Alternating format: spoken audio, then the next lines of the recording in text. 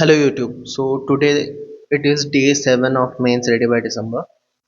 आज तो भाई इतना मस्त वेदर हो रहा है ना यहाँ पे कि मैं तो आज छुट्टी मारने वाला था, बट फिर सोचा चलो पढ़ ही लेते हैं। उठने में काफ़ी लेट हो गया, आज मैं 9 बजे उठा हूँ एंड उसके बाद से मेरा इकोनॉमी आज तो गया, बट कोई बात नहीं। Let's quickly look at yesterday's progress.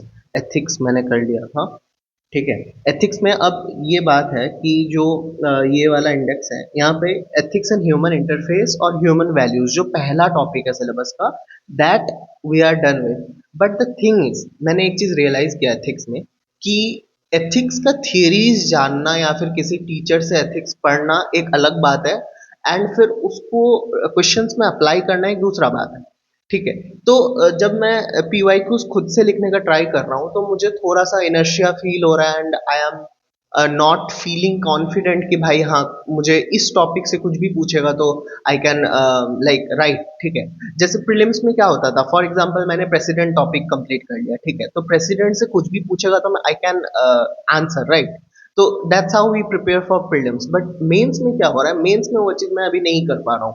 I know it's too early, but मैं यहाँ पे एक फंडामेंटल प्रॉब्लम को एड्रेस करना चाह रहा हूँ कि एथिक्स के पेपर में आपको डायरेक्ट, मतलब मैंने जितने टॉपर्स आंसर देखे, वो लोग क्या कर रहे हैं, जैसे for example ethics and human interface और ह्यूमन वैल्यूज का जो मेरे पास नोट्स है, वो नोट्स टॉपर के पास भी था, ठीक है, मतलब काइंड ऑफ सिमिलर नोट्स है।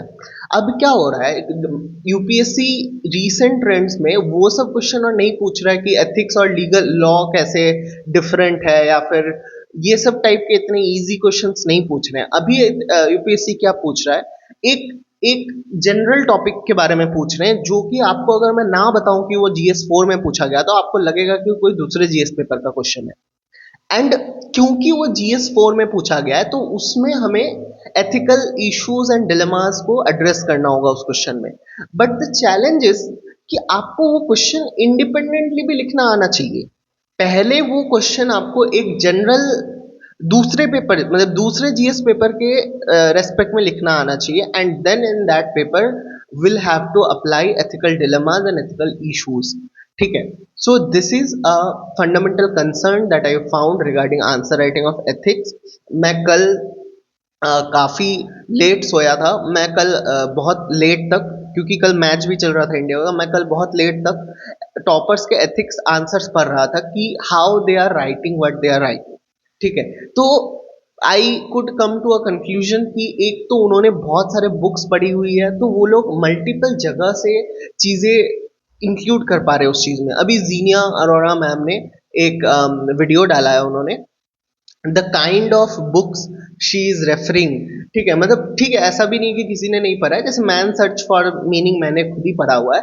तो ये एक ब्रॉड अगर रीडिंग का हैबिट है किसी का, उसको तो ऐसे और एथिक्स में फायदा होगा ही। तो ऑल्सो एक और चीज है कि एथिक्स का जो पेपर है उस पे 13 क्वेश्चन आता है सेक्शन ए का 10 मार्क का, राइट, एंड 7 आता है case study. Now the thing is, ये 13 क्वेश्चन में ही हमें एक क्रिएटिव फ्रीडम मिलता है जो कि बाकी और किसी पेपर में नहीं मिलता है, राइट। तो इन 13 क्वेश्चंस को हम लाइटली नहीं ले सकते। In these 13 questions we have to write very well, क्योंकि अभी हमारा एक सिग्निफिकेंट पोर्शन खत्म हो गया है सिलेबस का, तो it's very important that we slightly start answer writing. जैसे अभी तक मैंने एथिक्स का एक भी आंसर नहीं लिखा है लाइफ में, टू बी ऑनेस्ट, ठीक है। And that's the reason why I skip this prelims also, कि बिना इस सिचुएशन में prelims qualify, I am not saying कि मैं प्रीलिम्स देता ही तो क्वालिफाई हो जाता, बट अगर हो जाता तो काइंड ऑफ वेस्टेड अटेम्प्ट हो जाता, ठीक है। तो that's why I decided to skip that attempt. But the thing is कि मैं ये चीज अचीव कैसे करूंगा, मेरा ये टारगेट है कि दिसंबर तक मुझे आंसर राइटिंग में मास्टरी चाहिए, ना कि कंटेंट में मास्टरी चाहिए। कंटेंट में थोड़ा सा कॉम्प्रोमाइज भी कर दूंगा, बट आंसर राइटिंग मुझे आना चाहिए कि मुझे डायमेंशंस फिगर आउट करना, डायमेंशन ब्रेनस्टॉर्म करना आ जाए।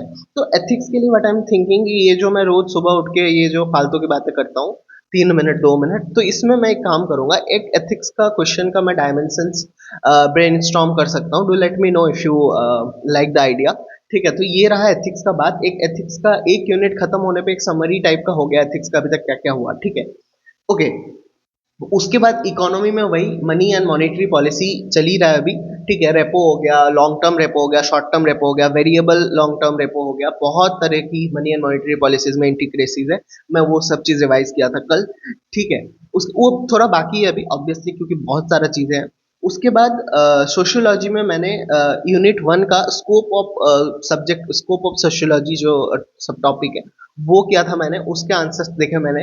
एंड ऑल्सो अभी इसी साल फर्स्ट अटेम्प्ट में क्वालिफाइड एक युक्ति मैम है, उनका फर्स्ट अटेम्प्ट था ये। And she scored pretty well in sociology, and she had no sociological academic background, ठीक है। तो जनरली मोस्टली लोगों का यही होता है, किसी, आई डोंट थिंक हार्डली किसी का ऐसा होगा कि उसका उनका सोशियोलॉजी ऑप्शनल है, टॉपर है, एंड उनका सोशियोलॉजी कॉलेज में भी था, ग्रेजुएशन में भी था। मतलब प्रिपरेशन तो कर ही रहे हैं लोग, एस्पिरेंट्स है, but toppers I don't remember anyone जिनका एकेडमिकली सोशियोलॉजी का बैकग्राउंड था और उन्होंने ऑप्शनल में बहुत अच्छा स्कोर किया हो। तो ऑप्शनल में स्कोर बिना सोशियोलॉजी के बैकग्राउंड के लोग ही अच्छा कर पा रहे हैं, तो उसका रीजन भी मैं थोड़ा सा कल ढूंढ रहा था, ठीक है, कि कैसे हो रहा है वो चीज। तो I think it will also apply to other optional also. एक बार सुन लो, अगर क्या पता आपको कुछ इसमें काम का लगे, कि they are not trying to be sociological expert, ठीक है। They are not trying to portray themselves as sociological expert, जो कि एक ग्रेजुएशन, जो सोशियोलॉजी पे ग्रेजुएट स्टूडेंट हुआ है उसके लिए ये एक इशू हो सकता है, क्योंकि हमें हर चीज में एक सोशियोलॉजिकल जार्गन या फिर एक थिंकर को इंक्लूड करने का एक नेट बन जाता है आफ्टर राइटिंग कॉलेज एग्जाम्स, ठीक है। तो that's an issue that I notice. तो मैं कुछ मेंटर्स को भी सुन रहा था, क्योंकि मैं सेल्फ स्टडी कर रहा हूँ, तो I don't have access to good mentors, ठीक है। तो मैं यूट्यूब पे ही कुछ सुन रहा था, तो वो लोग बोल रहे हैं कि the examiner doesn't expect you to be sociology graduate, ये बात पहले समझना जरूरी है। एंड पेपर को एक जनरलिस्टिक अप्रोच से अप्रोच करना आना चाहिए, एंड उस जनरलिस्टिक अप्रोच में ये दिखाना चाहिए कि मैं सोशियोलॉजी मुझे आता है, I am not a sociology expert, but I know length and breadth of this discipline. This is the motto.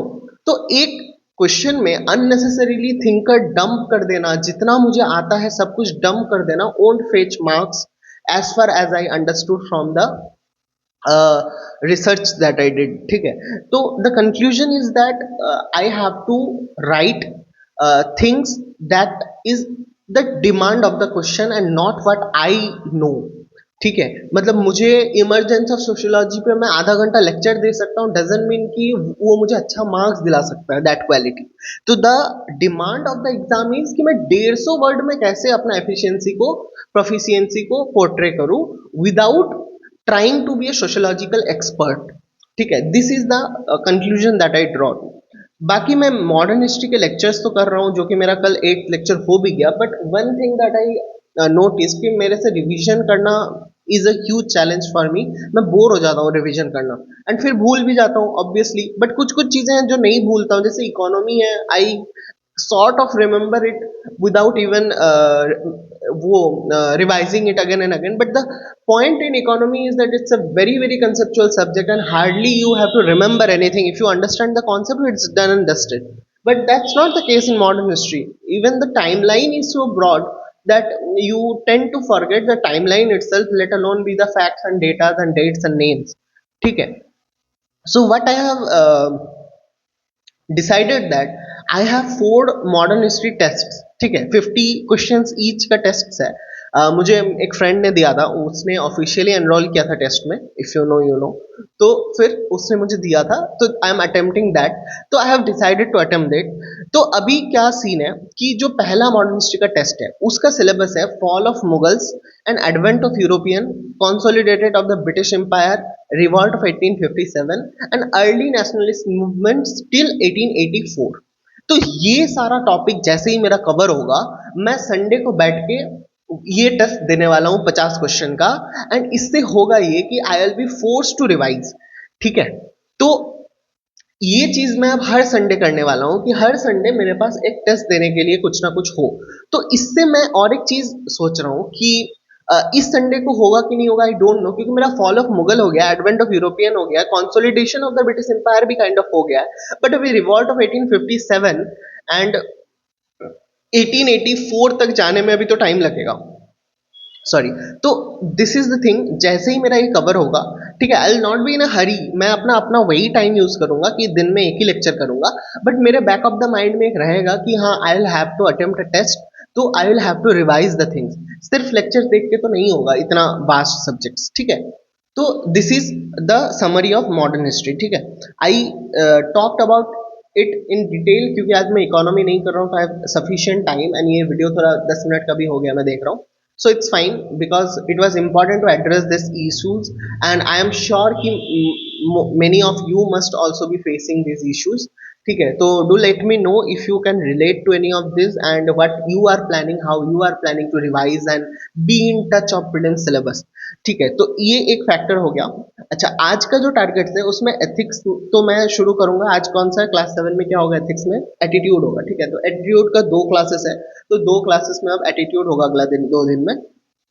And economy तो आज शायद नहीं हो पाएगा, और अगर टाइम मिला तो मैं कर लूंगा, वरना आई विल स्किप इट, ठीक है। सोशियोलॉजी में मुझे थिंकर करना है, जॉर्ज हर्बर्ट मीड करना है। इनका एक बहुत अच्छा लाइन है, मतलब इनका है कि नहीं, I am not able to recall right now, but इनके ही टॉपिक से रिलेटेड है। I am not what you think I am. I am not what I think I am. I am what I think you think I am. ठीक है, तो इसको फिर से रिवाइंड करके सुनना, it's very interesting. Sociology optional वालों को तो पता ही होगा ये चीज, बट इट्स रियली गुड, ठीक है। तो this is the summary of this, and ethics का आंसर राइटिंग का कुछ करना होगा, ठीक है। मतलब आई डोंट नो मैं कैसे करूंगा वो चीज़, I will have to think, क्योंकि थोड़ा बोरिंग भी हो जाता है। Also Ansar is busy in mains preparation अभी, तो उसके साथ भी बैठ के ब्रेनस्टॉर्म नहीं कर पा रहा हूँ, so I will wait for some time, ठीक है। And meanwhile I will just get done with my lectures, understanding, short notes, all those I will do, and फिर देखते हैं। एंड ऑल्सो मेरे पास लास्ट ईयर के, जब मैंने MMP plus का स्टूडेंट था, तो मेरे पास राइट स्मार्ट एंड लॉज के भी डॉक्यूमेंट्स हैं, तो उनमें भी मॉडल आंसर्स लिखा हुआ है, but model answers are not something that I like a lot, क्योंकि वो फिर मेरे काम नहीं आएगा अनटिल एंड अनलेस मैं एक ब्लैंक पेज में ब्रेनस्टॉर्म करता हूँ, only that can help. And एक और बात मैं सोशियोलॉजी का बता रहा हूँ, कि जो जॉर्ज हर्बर्ट मीड है, ये मीट का जैसे ही मेरा खत्म हो जाएगा आज, ठीक है, I try to complete it, हो जाएगा खत्म मोस्टली। फिर कल से मैं सोशियोलॉजी का नया टॉपिक नहीं पढ़ने वाला हूँ 2-3 दिन। मेरा टारगेट ये रहेगा कि जो यूनिट 1 से लेके यूनिट 4 तक मेरा खत्म हो गया ना, तो ये 4 यूनिट का मुझे एकदम final short notes answer writing के फॉर्मेट में एग्जाम रेडी नोट्स चाहिए, कि जब भी मुझे इन 4 यूनिट पे कोई भी क्वेश्चन मिलेगा, I try to answer from those notes, मतलब those note should be capable of answering all those questions. So that's my target, वो बनाऊंगा मैं, क्योंकि मैं जितने भी टॉपर्स का आंसर्स देखा और नोट्स देखा, वन थिंग आई रियलाइज कि वो लोग आंसर में वही चीज लिख रहे हैं जो वो इस पे लिख रहे हैं, नोट्स में लिख रहे हैं। तो मेरा जो एक वीडियो मैंने डाला था, कौन सा वीडियो था वो, कि हाँ यूपीएससी माइंडसेट वाला, ठीक है। तो यूपीएससी माइंडसेट जो डिमांड ऑफ क्वेश्चंस वाला जो वीडियो मैंने डाला था लास्ट संडे को, उसमें मैंने ये चीज एड्रेस किया था कि it's impossible to go to the exam hall and write and plan and think all, do all this things in 7 minutes, it's impossible. तो इसके लिए क्या करना होगा, एक नोट्स बनाना होगा, उस नोट्स में उस टॉपिक के रिलेटेड पूरा content intro body conclusion format में लिखा होना चाहिए, एंड जब इस टॉपिक से कोई भी क्वेश्चन आए तो उसी नोट से एड्रेस होना चाहिए, एंड कुछ एक्स्ट्रा लिख रहे हैं तो आके फिर उस नोट्स में वो चीज को डालना इंपॉर्टेंट है। So this is the broad understanding till now. रोज का वीडियो इतना लंबा नहीं होता है, आज थोड़ा सा टाइम था, तो I wanted to summarise all the subjects that I am doing, ठीक है। एंड एक बार ये मॉडर्न हिस्ट्री खत्म हो जाए, तो I will not immediately start with ancient और मिडिवल, बिकॉज आई रियलाइज्ड कि मुझे थोड़ा सा टाइम चाहिए GS2 के लिए। So I am planning to go for detailed reading and understanding of GS2 paper, तो उसमें टाइम लगेगा, GS2 काफी लेंथी है। तो जैसे ही एथिक्स खत्म होगा, I will stop with this slot, and 2 slot मिला के फिर, जैसे कि एक सेकंड, जैसे कि एथिक्स एक बार खत्म हो जाएगा ना, फिर एथिक्स के जगह यहाँ पे GS3 चलेगा, राइट। एंड इकोनॉमी वाला जो स्लॉट है एंड मॉडर्न हिस्ट्री वाला स्लॉट है, ये दोनों भी खत्म हो जाएगा, और ये दोनों का स्लॉट को क्लब करके मैं GS2 भी करूंगा, ठीक है। Not as efficiently as GS3, क्योंकि ये प्राइम सब्जेक्ट चलेगा, प्राइमरी सब्जेक्ट यही चलेगा। GS2 का मैं बेस बनाते चलूंगा, एंड एक थर्ड स्लॉट में सोशियोलॉजी जो कर रहा हूँ वो तो करूंगा ही, एंड GS2 में विल ट्राई कि मैं प्रीलिम्स की चीजों को भी ध्यान में रिवीजन करते हुए चलूं, ताकि मेरा क्वालिटी भी सॉर्ट होते चले। ठीक है, so that is the broad idea, और इससे ज़्यादा नहीं इसको आगे बढ़ाते हैं, but do let me know in the comments कि आप लोग कौन कौन सा सब्जेक्ट साथ में कर रहे हो, and what are the issues you are facing, and also how you are planning to deal with them. ठीक है, ताकि मुझे भी थोड़ा कुछ आइडिया मिले। सो या that is it for today, keep smiling.